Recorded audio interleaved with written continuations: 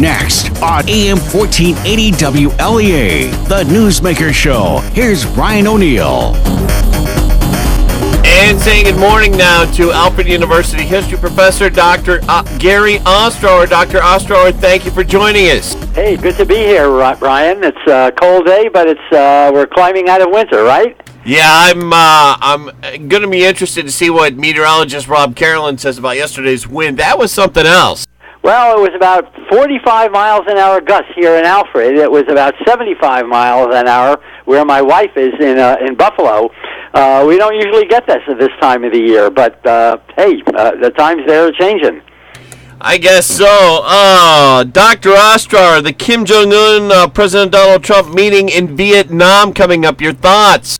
Well, I guess I'd begin with something that I've said here on this program before. Kim Jong-un is not going to give up his nuclear weapons program. And he's not going to give up his nuclear weapons program because he knows what happened, as we all know what happened to the Libyan dictator Gaddafi a number of years ago.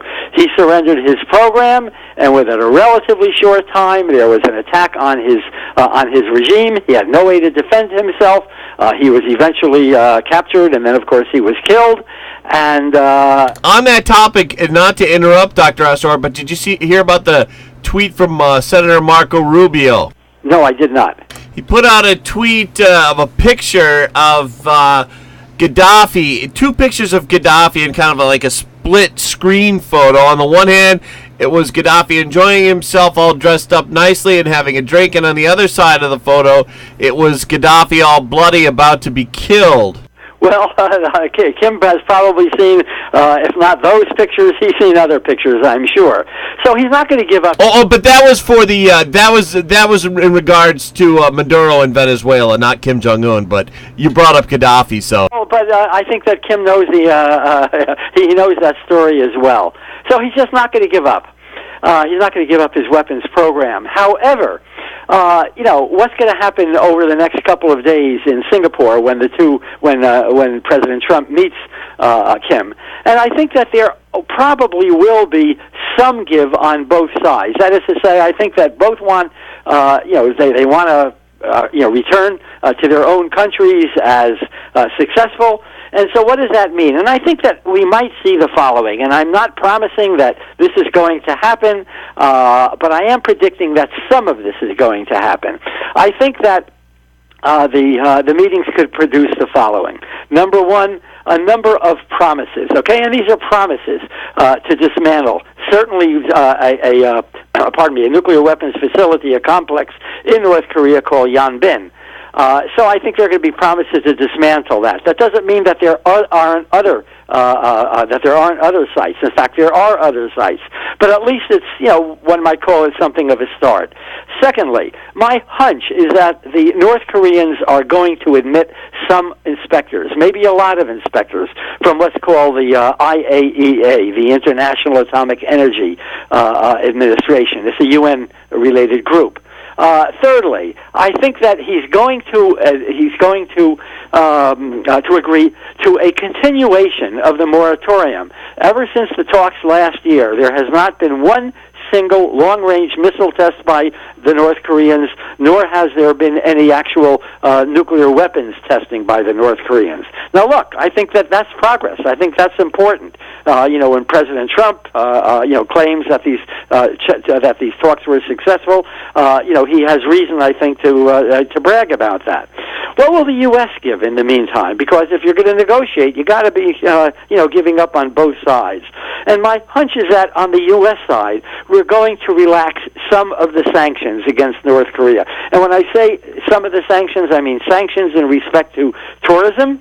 I think you'll see more American tourism to North Korea.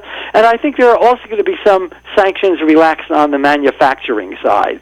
So, are these meaningful? The answer is, yeah, I think, let's say they are meaningful. But by the same token, we shouldn't get, carried away. Now, I think there's one other thing that's going to happen. I think that we may see, and this is a real big may, because when I say it may happen, that means it may not happen. Okay, I think we're going to see the possibility, at least, that both sides are going to declare the Korean War over. That's big, okay? We've had troops there, of course, for, over 60 years or so. And the North Koreans, of course, have, complained again and again about the existence of those troops. I think that both sides could exchange liaison offices. In other words, we will set up an office. We're not going to diplomatically recognize North Korea, but we'll have an office over there, just as the North Koreans will have an office in Washington. There may be cultural exchanges. There may be sports competitions that we haven't seen before.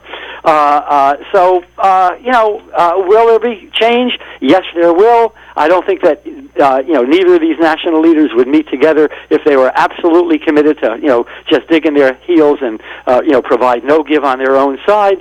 But for real, complete nuclearization, I don't think is going to happen. And if it does happen, it's going to be a long, long, long time from now. Dr. Ostrower, you brought up an interesting point about the U.S. having, keeping an office over there and them having one over here. While you were talking, I did a little Google search on how many countries the U.S. has military bases and military troops in. It's in the dozens. See conflicting reports. Let's see. Conflicting answers there. One answer, according to thenation.com, is the U.S. has military bases in 80 countries, and that was a report from January of 2018. CNN showed back in 2012 that the U.S. had military troops at that time in 150 countries. What to make of that, Dr. Ostrower? Well, I guess it depends on how you consider it a military base. The number 80 is what I am aware of. That is to say, we really do have troops stationed in at least 80 different countries. Now, we may have some military advisors or officers, observers, elsewhere, and I don't really know the answer to, whether we're talking about 150 or whether we're talking about 80. As I said, 80 is the number that we usually use. It means that the United States has a military presence that is really quite global. And historians play around with things like this. One of the points that historians make is that while Americans generally have never wanted to consider the United States an imperial country, that is to say that the United States has an empire, I don't know exactly what word we should use when in fact we have troops stationed in at least 80 countries, or maybe 150 countries, but I think that the number 80 is more realistic. But yeah, we're an imperial country, and we have been for a long time. By the same token, when I use the term imperial, I think that it's important to realize that we're not there, we're not in many of these countries where they don't want us. In some cases that is true, but in other cases we are there by invitation. That was certainly true after World War II when NATO was formed. Countries like Denmark and Norway, certainly Great Britain, had more or less invited American troops in, and they invited American troops in because they believed that the presence of American troops would mean stability, would mean more stability than, of course, these countries had seen in 1938 and 1939 on the eve of World War II. Nevertheless, we have an imperial presence, and it serves American interests in a number of different ways, not the least of which is in respect to oil, is in respect to American trade, and I don't think that's going to change very soon. We have an imperial presence. Does that make us an empire? Well, I don't know whether I want to get into a semantic game here.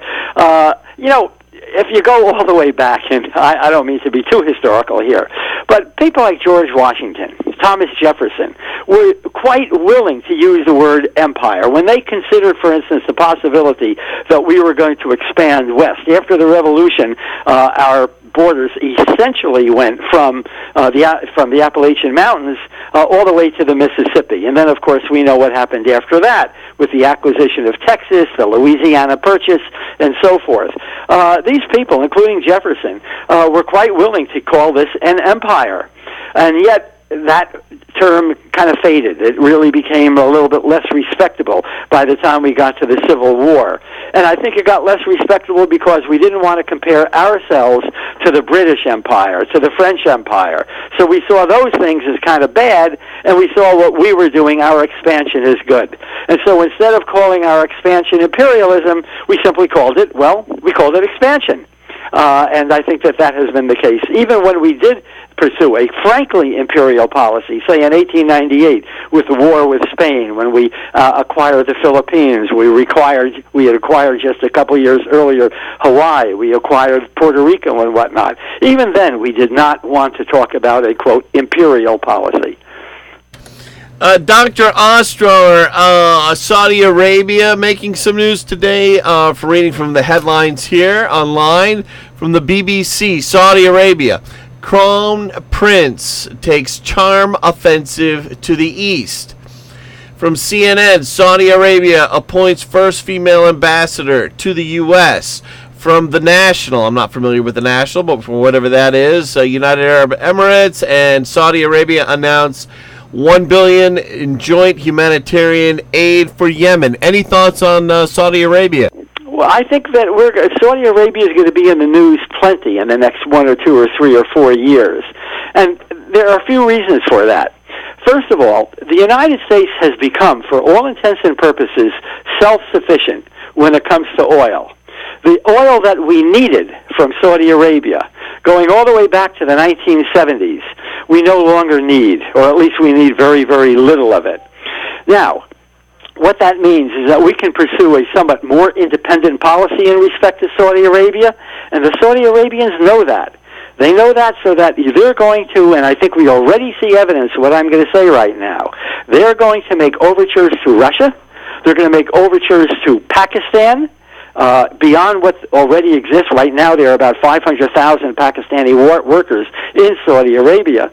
They're going to make overtures to China. China needs Saudi Arabian oil more at this point than the United States needs Saudi Arabian oil.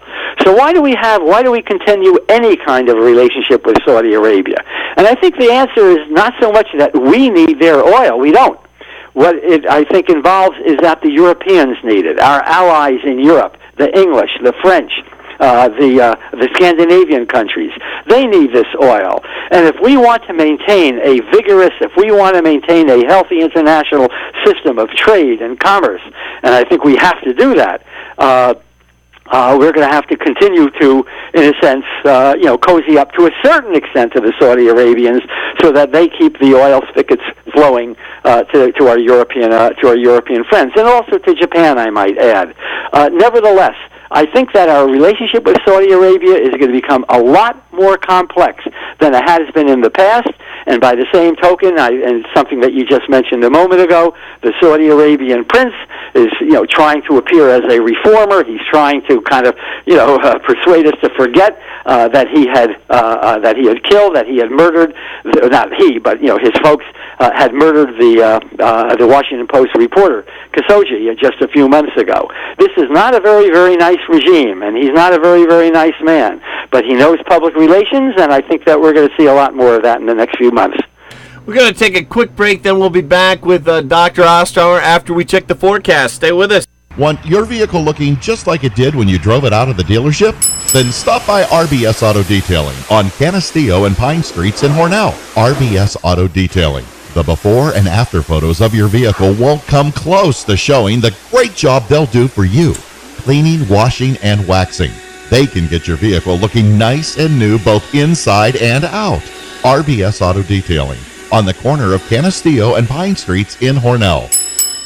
Checking in now with meteorologist Rob Carroll. Hey, Rob, how bad was that storm yesterday compared to other storms? Well, the storm we had over the weekend and into Sunday, Brian, that storm that produced some of the strong winds over western and central New York Sunday afternoon, Sunday night, it was just a little weaker than the one that sank the Edmund Fitzgerald back in the 1970s. The Gordon Lightfoot song talks about the I remember that song.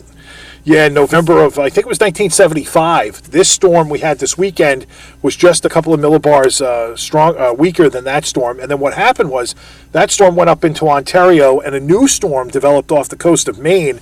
The two of them merged together and became a blockbuster yesterday, and that's not why we saw the winds not only Sunday, but right through yesterday. Lots of places across the Northeast reporting gusts yesterday over 60 miles an hour.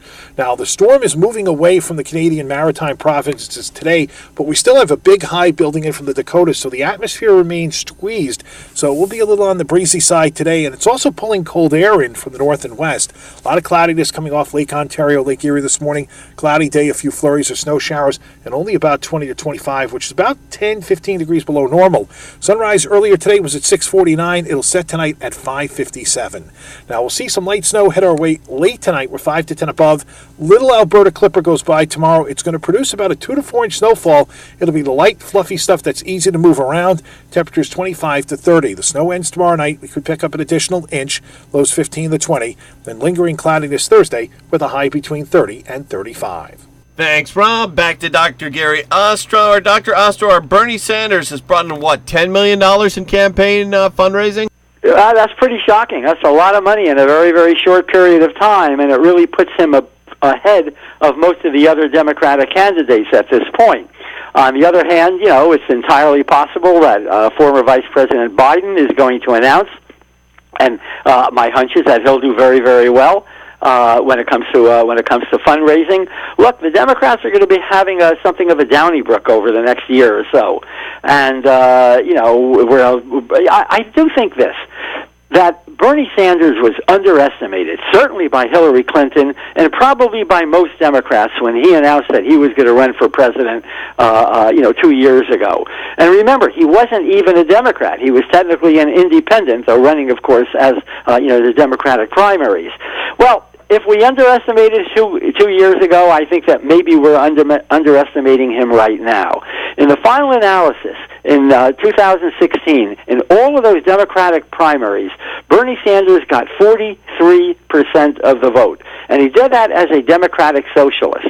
And while our Congressman Tom Reed is talking about extremism in the Democratic Party and fear of all these socialists, and of course the president is saying the same thing, the fact of the matter is that Democratic socialism is so far from something like Stalinist communism that they're not even in the same ballpark. I think we're going to have to take seriously the Bernie Sanders program, which involves such things as a $15 minimum wage, it involves free college tuition, but where I think Sanders is strong and where he has been very, very effective in the past is that he has a very, very clear focus.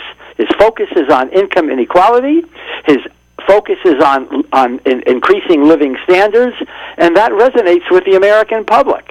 Where Sanders, I think, is going to have a problem this time is that, when he was arguing this kind of program back in 2016, he was the only person doing that. Today, he has lots of competition on the political left, from AOC, from Elizabeth Warren, and certainly Kamala Harris, and probably others as well. So, I don't know how he's going to ultimately fare. He's 77 years old. I think that there are a lot of us, including some of us old guys, who would like to see a younger president, but, I was wrong in 2016 about his strength, and I may turn out to be wrong about his strength in 2018, 19, 20. We'll see. Dr. Ostrower, a lot of people on the left consider President Donald Trump to be an embarrassment. A lot of people on the right think the same thing of Congresswoman Alexandria Ocasio-Cortez. How do you think that... But the conservatives, they're not embarrassed of Trump, but the opposition is. Do you think the same thing is true for the AOC there, that the conservatives are kind of embarrassed of her, but the liberals aren't? Well, I think so far as AOC is concerned, we know very little about her. Trump has been an embarrassment, going all the way back to, let's say, 2011, when he said for the next 4 to 5 years that President Obama was not born in the United States and so forth. And I think that part of Trump's problem was that he was so fundamental, and remains so fundamentally dishonest. which is, one of the things that makes me, kind of scratch my head as to why he continues to have as much support among Republicans as he does. AOC is a new person on the scene. We don't really know that much about her. If she, in fact, comes out with all kinds of truly unrealistic and even false claims over the course of the next 3-4 years or so, I think that, we're going to have this conversation again. But at this point, I don't think that Democrats are so embarrassed about her. Not at all. I do think that there is a good deal of skepticism among moderate Democrats, including myself.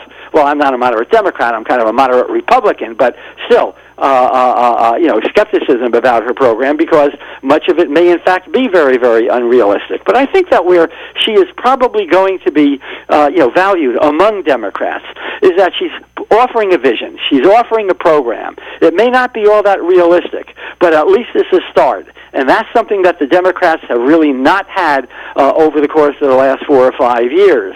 The Republicans, moderate Republicans like me right now. Likewise, there's really no moderate Republican program at all.